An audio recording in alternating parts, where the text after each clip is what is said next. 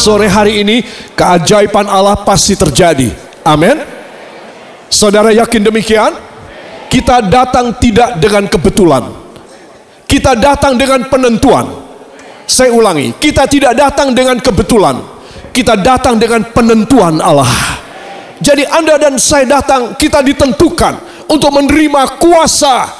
Sebagian besar dari kita sudah dibaptis. Amin. Beri tepuk tangan yang baik bagi Tuhan. Haleluya. Saya yakin dan saya percaya ini semua tidak kebetulan, tetapi penentuan. Amin.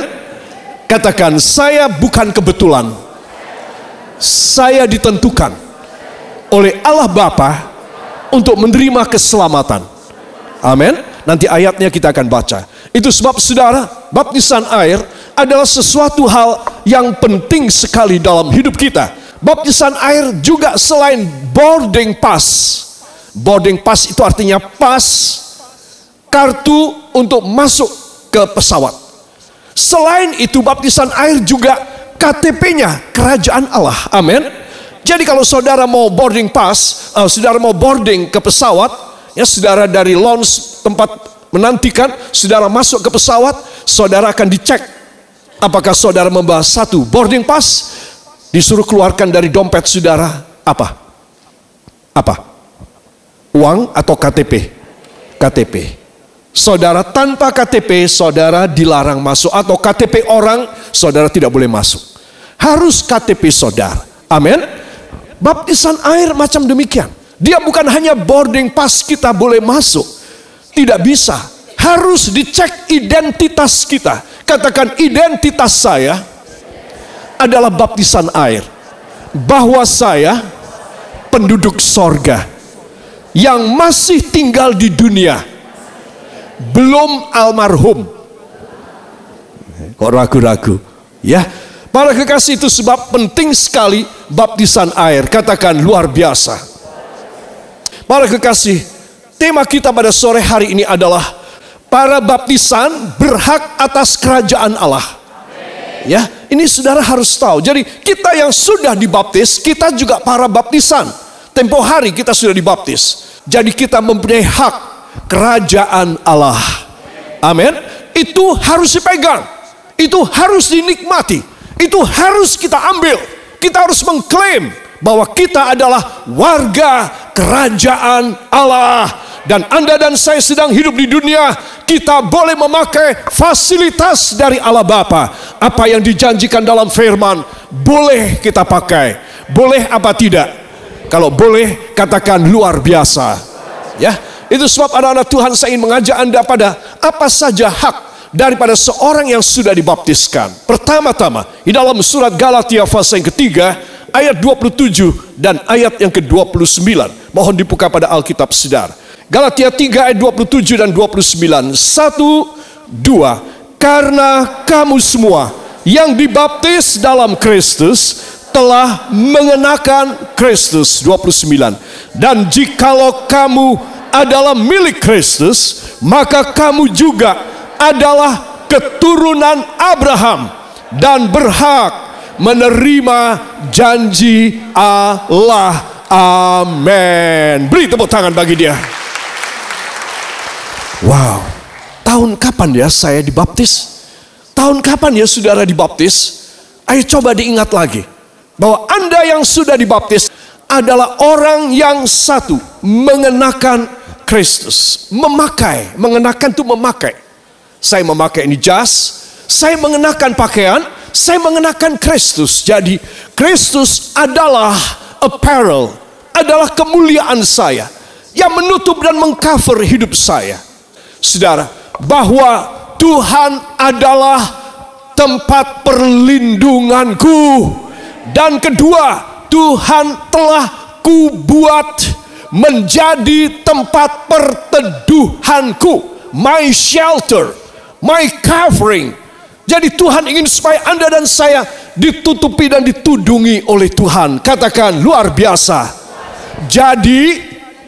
Jadi penudung saya, peneduh saya dari panas, selimut saya yang menyelimuti saya adalah Kristus. Jika ini terjadi, tidak ada yang bisa mengganggu saya. Tidak ada yang bisa merugikan saya. Dalam nama Yesus. Amin. Haleluya. Katakan luar biasa yang sudah dibaptis. Kalau saudara sudah dibaptis, katakan luar biasa saya sudah dibaptis. Saya tetap memiliki janji ini. Hak saya ambil sekali lagi. Amin. Ya, itu sebab para kekasih, para baptisan mempunyai hak yang pertama, mengenakan Kristus. Jadi Kristus menjadi shelter, menjadi covering, menjadi penutup kita, menjadi kemuliaan kita, para kekasih. Dan yang kedua, ayat yang ke-29, dan jikalau kamu adalah milik Kristus, ya saudara, maka kamu juga adalah keturunan Abraham dan berhak menerima janji Allah. Amin.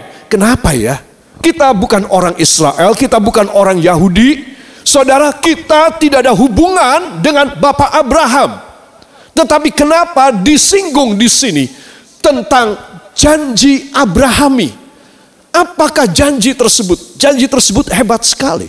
Terus orang yang dibaptis adalah orang yang boleh mengambil perjanjian Allah dari perjanjian lama. Katakan perjanjian Allah yang tertulis dengan segala nubuatnya dari perjanjian lama. Jadi saudara sekarang dan saya adalah perjanjian baru. Saudara, pada waktu ini Rasul Paulus mengatakan pada jemaat di kota Galatia, jadi sekarang mereka ada pada perjanjian baru, juga Anda dan saya. Tetapi disebutkan di sini perjanjian Abraham. Bila saudara membaca dalam Kejadian pasal yang ke-12, Allah berfirman kepada Abraham, ini janji Abrahami, perhatikan. Orang yang memberkati engkau akan aku berkati. Katakan itu luar biasa. Siapa yang memberkati saya akan diberkati Tuhan. Amin. Tetapi pada klausul kedua, siapa yang menjahati kamu, aku kutuki. Ini tidak main-main. Saudara, inilah yang dipetik oleh Rasul Paulus untuk diadopsikan di dalam gereja awal, yaitu sidang jemaat di Galatia. Jadi kalau saya dan saudara sudah dibaptis, kita mengenakan Kristus, kita juga mempunyai janji Abraham. Artinya, di mana saudara berada, Allah bersama dengan saudara. Dan dia tidak izinkan, selain orang memberkati engkau, dia tidak kasih izin. Pasti dia akan tumpas orang tersebut. Itu sebab saudara harus tahu betapa hebatnya orang yang sudah dibaptis. Katakan ini luar biasa. Saya akan mengambil manfaatnya. Amin, saudara. Jadi ini sesuatu hal yang istimewa. Kembali saya diingatkan, oh, aku adalah keturunan Abraham, walau orang Indonesia, bukan orang Israel, bukan orang Yahudi, bukan bahasa Ibrani, tetapi aku adalah anak-anak Abraham. Secara iman, sebab Alkitab mengatakan Abraham adalah bapak segala orang percaya. Dan ini hebat sekali. Saya dan Anda bisa menerima anugerah dari segala janji Allah kepada Abraham diberikan kepada Anda. Saudara, saya mau tanya, menurut saudara apakah yang paling signifikan dari hidupnya Abraham, yang paling hebat apa? Yaitu ketika dia berumur 100 tahun, dia punya anak. Jadi ini pelajarannya apa? Ini pelajarannya bahwa tidak ada yang mustahil bagi keturunan Abraham. Walaupun masanya sudah lewat, saudara, Abraham berkata, Tuhan, engkau jangan meremuk hatiku dengan memberi PHP, harapan yang palsu Tuhan. Istriku 90 tahun, istriku 89 tahun, aku 99 tahun, mau kau kasih anak. Saudara, Tuhan berkata, Abraham, setahun lagi kami akan datang ke sini lagi. Dan istrimu sudah menggendong anak.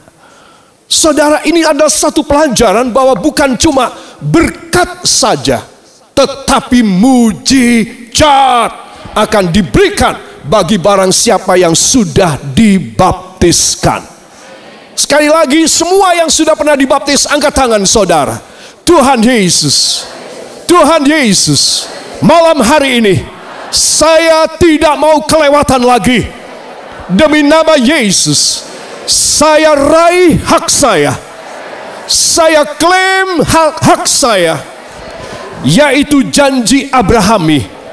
Demi nama Yesus, perkara-perkara yang besar akan kau percayakan pada saya.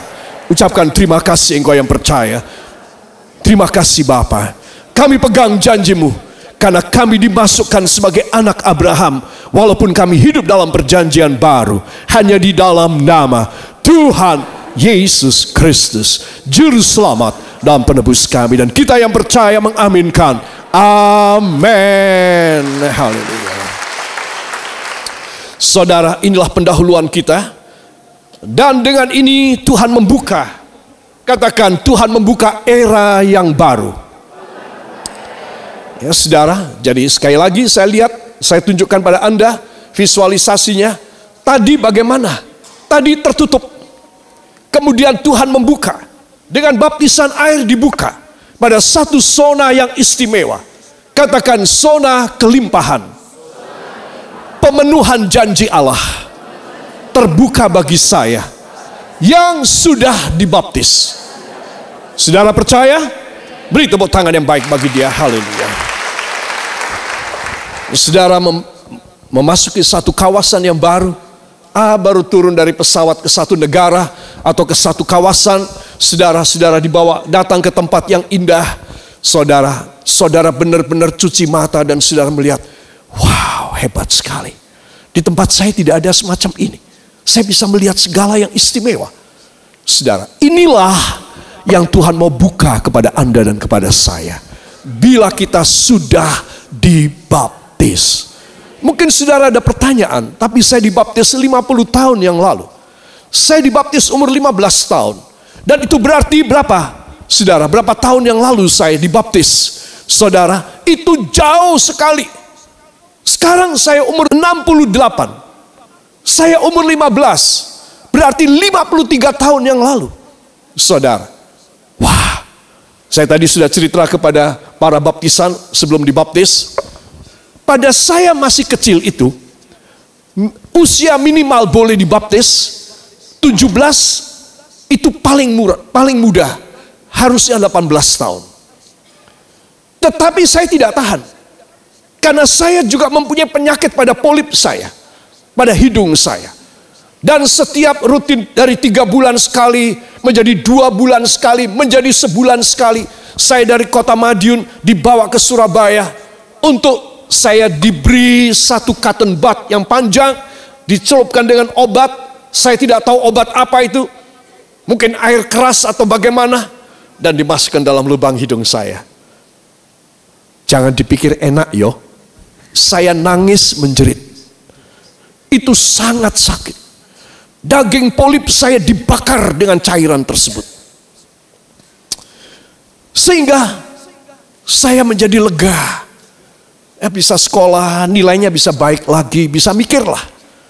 Nanti kalau bengkak lagi, tidak bisa mikir lagi, saudara. Nilai saya jeblok lagi. Saya berkata pada papi saya mau baptis. Tidak ada yang menjelaskan pada saya. Sekarang ini ada penjelasan, tidak ada yang menjelaskan. Tapi saya punya iman kalau saya dibaptis, saya hidup baru dengan Yesus, saya mesti sembuh. Juga bagi saudara yang sudah dibaptis. Tahun kapan saudara dibaptis? Atau baru tadi? Engkau harus punya iman bahwa kalau engkau dibaptis, mujizat kesembuhan terjadi dalam hidup saudara. Demikianlah saya masuk dalam kolam baptisan. Walaupun saya belum boleh sebetulnya. Di sini ada papi saya, sini ada satu saudara, dua-duanya sudah almarhum. Papi saya membaptiskan orang lain, saya dibaptiskan oleh ini. Pendeta saya ada di atas, tidak mau turun bawah. Dia suruhan orang untuk membaptis. Saudara, dan saya dibaptiskan oleh ini.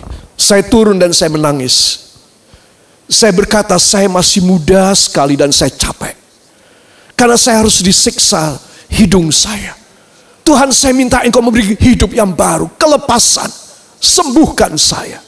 Saya turun dalam air dan saya dibaptis dengan menangis. Dan begitu saya keluar dari dalam air, saudara, saya merasa hidup ini sangat plong. Hidup ini sangat senang. Hidung saya tiba-tiba menjadi lega sekali dan tidak ada sumbatan.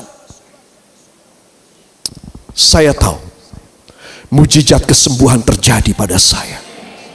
Saudara yang kekasih, itu sebab Tuhan ingin supaya memberi kepada Anda, masukilah zona pemenuhan janji Allah. Engkau yang sudah dibaptis kapan aja, engkau harus kembali untuk mengklaim hakmu. Katakan, saya mengklaim hak saya.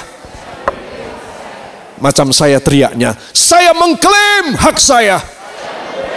Dalam nama Yesus, dipenuhkan janji Abraham dan dipenuhkan janji perjanjian baru. Dalam nama Yesus. Beri tepuk tangan bagi dia. Haleluya. Para kekasih, itu sebab kita akan membaca apa sih yang terdapat dalam Matius pasal yang ke-10 ayat yang pertama dari Alkitab. Saudara mohon dibuka. Injil Matius pasal yang ke-10 ayat yang pertama. 1, 2. Yesus memanggil ke-12 rasul. Yesus memanggil ke-12 muridnya dan memberi kuasa kepada mereka untuk mengusir roh-roh jahat dan untuk melenyapkan segala penyakit dan segala kelemahan. Amin. Melenyapkan apa? Penyakit. Melenyapkan apa lagi? Segala kelemahan. Saudara, Yesus memanggil 12 murid. Saya yakin pada waktu itu lebih dari 12 yang ada. Tuhan memilih 12 orang dan memberi kuasa. Katakan, Yesus memberi kuasa kepada orang-orang yang baru dikenalnya, yang belum mengerti firman-Nya, belum paham akan hidup Yesus, namun dipercayai dengan kuasa yang dahsyat. Saudara yang kekasih, kita mundur pada setting tempo dulu, di mana Yesus mencari 12 orang. Dia mendapatkan banyak orang, saudara, tetapi kepada 12 saja dia pilih dan dia memberi kuasa. Hebat, baru kenal. Jadi di sini saya perlu menegaskan, siapa yang mau berguru kepadanya, dia boleh menerima kuasa dari Tuhan. Kalau saudara ibu rumah tangga, maafkan saya, seorang nenek yang hidup sendirian, atau seorang anak yang masih muda dan remaja, dan saudara tidak punya pengalaman hidup yang baik, maka saudara ayo belajar kepada Tuhan Yesus.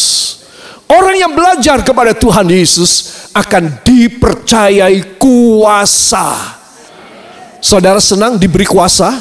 Senang dong, ya. Saudara tanda tangan, uang bisa keluar. Saudara bayar dengan sebilah kartu yang kecil, yang setipis tempe, dan saudara bisa membayarnya. Senang apa tidak? Senang sekali. Para kekasih, saudara dapat kuasa. Itu sebab Anda dan saya, kita harus memiliki dalam hidup ini, katakan, kuasa Allah. Para kekasih, saya menjabarkan pada 2 poin penting sekali. Katakan otoritas ilahi. Dan katakan kelemahan manusia. Pada satu ayat yang singkat, terkandung di dalamnya 2 kutub yang bertentangan, saling tarik menarik. Siapa menang? Kelemahan manusia yang menang atau otoritas kuasa Allah yang menang? Kalau saudara boleh memilih, yang harus menang kelemahan saudara atau otoritas ilahi? Kuasa Allah atau kelemahan saudara? Kuasa Allah. Pilihlah. Kalau saudara memilih kuasa Allah, maka hidup saudara ada di dalam otoritas ilahi, dan tidak ada yang mustahil dalam hidup saudara. Itu sebab anak-anak Tuhan perhatikan pada bagian yang pertama, otoritas ilahi. Yesus memanggil ke-12 muridnya dan memberi kuasa kepada mereka untuk melenyapkan, ini dia, kutub yang kedua. Untuk melenyapkan apa? Yang Tuhan tidak suka, yang Tuhan musuhi, yang Tuhan akan bikin selesai. Apa yang kedua? Kelemahan manusia, sakit, penyakit, dan kelemahan saya, kelemahan Anda. Orang yang sudah dibaptis mempunyai kuasa ilahi untuk menyembuhkan penyakit dan untuk melenyapkan. Katakan melenyapkan. Kata melenyapkan nih habis, tidak bersisa, itu melenyapkan. Saudara bisa membersihkan, masih ada sisa, di sini ada bersih, di sana ada kotoran. Tapi kalau melenyapkan, hilang semua, disedot semua itu. Tuhan ingin supaya Anda dan saya menyembuhkan segala penyakit dan melenyapkan segala kelemahan. Tidak ada seorang yang kuat, selalu kuat. Setiap orang memiliki kelemahan. Itu sebab kita diberi kuasa supaya kita mempunyai kemenangan atas satu, penyakit, dua, kelemahan. Dan tidak ada orang yang tidak mengalami dua stigma ini. Semua mendapatkan stigma ini bahwa dia sakit, dia lemah. Saudara, kalau saudara tidak percaya, datanglah ke satu laboratorium atau satu poliklinik dan minta dicek, baik radiologi maupun juga darah dan semua yang harus dicek. Katakanlah satu general check up, saudara, maka akan ketemu sederetan penyakit, sederetan indikasi, sederetan gejala. Saudara, tidak tua apalagi, muda pun juga demikian, anak-anak pun juga demikian. Itu menunjukkan bahwa manusia tidak ada yang sempurna. Mesti ada sakit dan kelemahan. Itu sebab, katakan itu sebab, saya memilih otoritas ilahi. Agar saya melenyapkan penyakit dan kelemahan saya. Saya harus bertindak.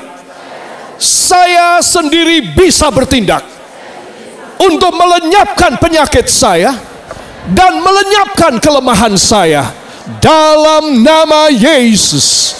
Ini hasil baptisan saya dalam nama Yesus. Percaya, beri tepuk tangan bagi dia. Haleluya. Jadi please, jangan self pity, jangan apa-apa sayang pada diri sendiri. Jangan apa-apa kudu nangis terus. Jangan apa-apa minta dielus-elus terus. Engkau diberi otoritas ilahi untuk melenyapkan A, uangnya orang, B, nyawa orang. Untuk melenyapkan apa? Sakit, penyakit, dan kelemahan. Kalau saya dan saudara menyadari ini, klop deh saya sama Tuhan, klop. Dia sumbernya, saya tinggal terima melalui baptisan air. Ayo mulai sekarang gagah perkasa di dalam Tuhan Yesus. If you and I, in the power and authority of the baptism of Jesus Christ, even though we are not baptized in the Jordanite in Israel, but we have been baptized here in this place, and we have the authorized right, kuasa yang resmi dari Allah to become a new victorious one, new overcomer, sehingga kita bisa mengalahkan, kita menjadi orang yang berkemenangan. Katakan, ini luar biasa. Saya tidak boleh biasa, saya harus agak luar biasa. Yang percaya, beri tepuk tangan bagi dia. Haleluya.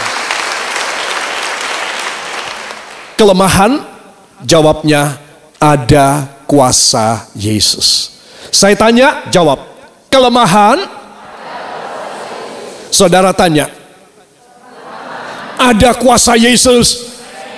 kelemahan.